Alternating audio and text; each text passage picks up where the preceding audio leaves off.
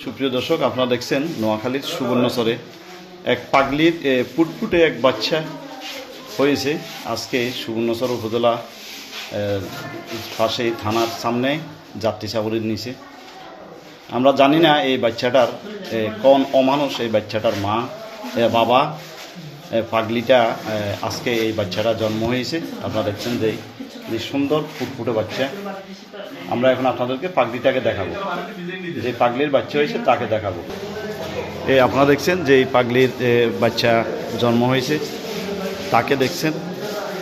এই তোমার নাম কি? মেঘনা। মেঘনা, বাড়ি কোন জায়গায়?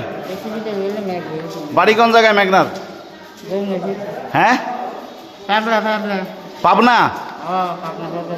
আচ্ছা, তোমার কি বাচ্চা হয়েছে? নাম রাখবা কি? কি নাম রাখবা তোমার বাচ্চার? ফেরিওয়ালা। সুন্দর নাম তো, ফেরিওয়ালা। হ্যাঁ, তোমার বাড়ির ঠিকানা কি বলতে পারবে?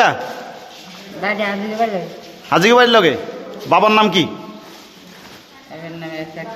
এসাক। ভাই ভাই ভাই বোন আছে তোমার? ভাই আর বোন? আর কি? না না না নাই, হ্যাঁ ছেলে মেয়ে নাই। না না, তোমার ছেলে মেয়ে নাই না। নাম কি রাখবে বলছো? মেঘনা। দাঁড়াও দাঁড়াও, নাম কি রাখবে বলছো? মেঘনা। সুপ্রিয় দর্শক, আপনারা দেখছেন যে পাগলির বাচ্চা হয়েছে, তার সেই তার নাম রাখবে মেঘনা। না, মেঘনা বলছে না? হ্যাঁ, খুব সুন্দর নাম মেঘনা। তোমার বাবার নাম কি বলছো? বাবার নাম কি বলছো? এসাক। ভাইয়ের নাম কি? ভাই। মায়ের নাম কি? মা। হ্যাঁ,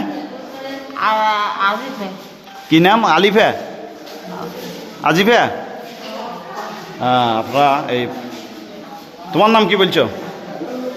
তোমার নাম কি বলছো?